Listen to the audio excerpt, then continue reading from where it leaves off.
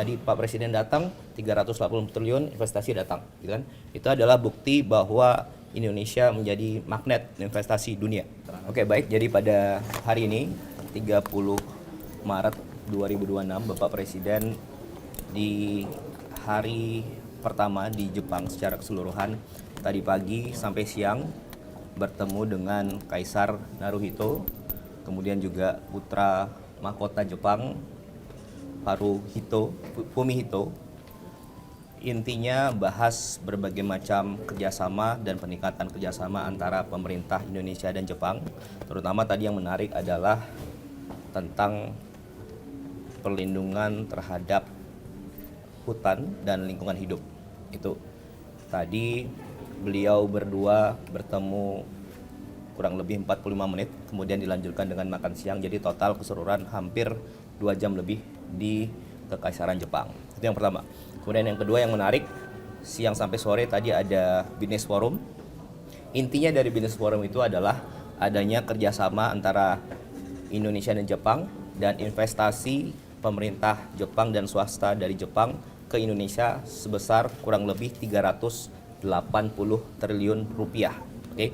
Untuk detailnya akan disampaikan oleh Pak Menteri Investasi karena yang membidangi khusus, dan nanti Pak Menteri SDM Pak Bahlil akan menjelaskan mengenai dari 95% investasi tersebut, 95%-nya ada di Kementerian SDM. Kira-kira begitu. Ya. Oke, silakan Pak Menteri. Oke, terima kasih Pak Sekap. Ya, pada intinya ini membuktikan bahwa kepercayaan internasional dalam hal ini pemerintah Jepang, baik oleh pemerintah Jepang maupun para pengusaha di Jepang ini terhadap Indonesia itu tetap besar, tetap komit dan bahkan proyek yang akan segera dilaksanakan ini adalah salah satu mungkin yang menjadi salah satu yang terbesar yang akan segera dilakukan. Memang tadi disampaikan oleh Pak Sekap, ini kurang lebih in US dollar terms is about 23,3 billion US dollar. Nanti detailnya yang proyek yang dengan impact itu nanti akan Pak Bahlil lebih sampaikan, karena memang mayoritasnya ada di proyek dengan impact dengan Pertamina. Itu nilainya kurang lebih 20,9 miliar dolar ya.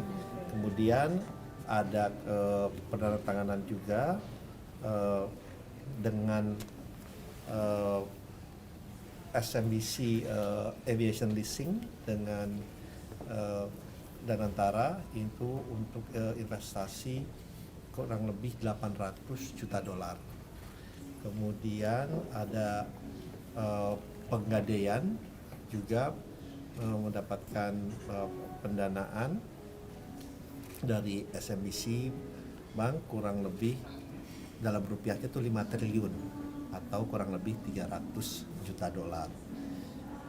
Kemudian ada juga dari kerjasama perusahaan beauty kecantikan estetika itu dari perusahaan namanya Two Way dengan perusahaan di Indonesia untuk investasi Indonesia nilainya juga 500 juta dolar.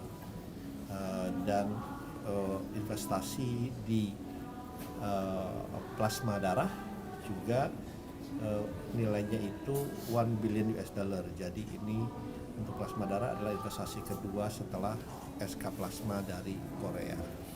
Nah, itu kurang lebih investasi yang masuk, dan sebenarnya masih ada beberapa lagi investasi yang masuk, diantaranya adalah geothermal antara PT Supramu juga dengan Sumitomo kalau nggak salah, itu juga tadi disepakati juga untuk investasinya untuk expansionnya gitu ya. Expansionnya. Jadi kalau kita lihat dari total ini semua membuktikan, karena memang kalau kita lihat kan Jepang ini selalu dalam among top 5 ya, selalu di dalam 5 besar negara yang masuk ke Indonesia, dan investasi ini kita harapkan juga terus berkembang, terus berjalan, dan memang mereka untuk energi baru terbarukan ini appetite-nya memang sangat-sangat besar. Soalnya sebelumnya juga kemarin mereka baru ada closing untuk geothermal di Malabo, kurang lebih nilainya juga 900 juta dolar, baru financial closing juga. Tapi ini tidak dalam yang ini karena sudah dilaksanakan financial closingnya. Jadi itu yang bisa kita sampaikan. Jadi kita juga melihat terlepas dari adanya geopolitik, geoekonomi yang sedang berada di dunia ini, kepercayaan internasional terutama Jepang itu tetap besar dan mereka komit untuk menjalankan investasi yang ada di Indonesia ke depannya. Kalau besok yang sama PM itu akan ada penandatanganan investasi? Nanti mungkin itu biar Pak Sekap yang menjawab. Mungkin silakan. Ada elaborasi dari itu. Ya, baik teman-teman media, atas arahan Bapak Presiden Prabowo, saya itu ditugaskan untuk melakukan 2 hal kunjungan di Jepang. Pertama adalah memastikan percepatan tentang investasi di transisi energi. Yang kedua adalah menyangkut impact Blok Masela. Blok Masela ini kan sudah 27 tahun dikuasai konsesinya. Dan kita masih ingat 5-10 tahun lalu perdebatannya adalah antara di laut atau di darat. Atas arahan Bapak Presiden di tahun 2025 kami melakukan pertemuan insentif intens dan alhamdulillah sudah selesai. Total proyeknya 20,9 miliar US dollar karena dia tambah CCS 1 miliar, di POD-nya itu 20 miliar. Tetapi dengan perkembangan geopolitik yang seperti ini kemungkinan besar akan nambah. Jadi total investasi kita kurang lebih sekitar 300 triliun lebih.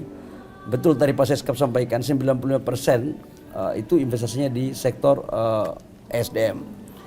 Nah, tugas kita sekarang adalah, tugas saya sebagai Menteri SDM, Bapak Presiden tadi dalam arahannya ketika saya pertemukan Presiden Direktur daripada Impex dengan Bapak Presiden, mengharapkan agar proyek ini bisa cepat diimplementasikan. Dan tahun ini 2026 tender EPC-nya akan kita lakukan, FID-nya juga akan selesai dan kita minta untuk dipercepat. Kenapa ini harus dipercepat? Karena ini penghasil migas salah satu yang giant, 1.200 mm. Kalau ini mampu kita lakukan, maka ketahanan energi kita di sektor migas itu akan semakin kuat dan sekaligus menjadikan Indonesia sebagai salah satu pemain gas di dunia. Dan ini diharapkan, kemarin saya minta untuk kalau seandainya market di luar belum clear itu dibeli semua oleh Danantara, dalam hal ini PGN, supaya kita memperkuat hilirisasi dalam negeri. Yang kedua, menyangkut dengan transisi energi, saya menambahkan apa yang disampaikan oleh Pak Seskap sama Pak Menteri Investasi, bahwa memang kita lagi dorong untuk mempergunakan seluruh potensi energi lain selain fosil yang kita punya. Kenapa? Karena geopolitik ini kita nggak pernah tahu kapan selesai. Jadi mau geothermal, mau air, mau matahari, mau angin, selama ada teknologi, harganya efisien, kita akan dorong. Nah, ini adalah bagian daripada upaya untuk melakukan itu. Dan semua ini sudah benar-benar bisa terjadi karena koordinasi yang baik yang dilakukan oleh Pak Seskap sebagai ketua kelas dalam mengkoordinir urusan-urusan ini di Jepang. Gitu ya, makasih. Oke, terima kasih. Tadi nilai investasi yang Blok Masela itu berapa, Pak? Total Blok Masela 20,9 miliar US dollar. Itu nilai awal ya. Kemungkinan besar ketika terjadi geopolitik yang tidak menentu itu akan terjadi peningkatan, tapi setelah nanti pada saat implementasinya. Ya. Pak, soal geopolitik yang perundingan untuk Selat Hormuz sampai saat ini gimana? Doakan, kami terus melakukan komunikasi, kami dengan Kemenlu melakukan koordinasi intens, saya dengan Kemenlu juga tadi malam kita bahas, insya Allah sudah ada lampu hijau. Tetapi kan kita tahu dalam kondisi geopolitik begini harus kita betul-betul melakukan secara terus menerus. Doain ya, insya Allah bisa cepat selesai. Stabil, Pak. Harga sekarang sudah mencapai $115. Di dalam negeri masih stabil. Insya Allah atas arahan Bapak Presiden untuk BBM subsidi sampai dengan sekarang, saya pikir Bapak Presiden punya hati lah untuk memperhatikan rakyat kecil. Percayalah, nanti tunggu tanggal mainnya, Bapak Presiden akan memutuskan seperti apa untuk kebaikan rakyat bangsa dan negara. Bapak Presiden kita ini kan tiap hari memikirkan tentang bagaimana pembangunan negara, tapi juga bagaimana memperhatikan kebutuhan dan kondisi masyarakat kita di bawah. Pak Bali, ini kemencut juga wacana yang non subsidi itu yang akan naik tanggal 1 April 10% itu ada wacana. Nah, kemudian apakah kalau ini terlaksana, maksudnya terjadi, berarti yang subsidi itu apakah dipastikan tidak akan mengikuti gitu? Gini, Di peraturan Menteri SDM tahun 2022 itu telah mengatur 2 formulasi tentang harga BBM. Satu harga BBM industri dan satu non industri.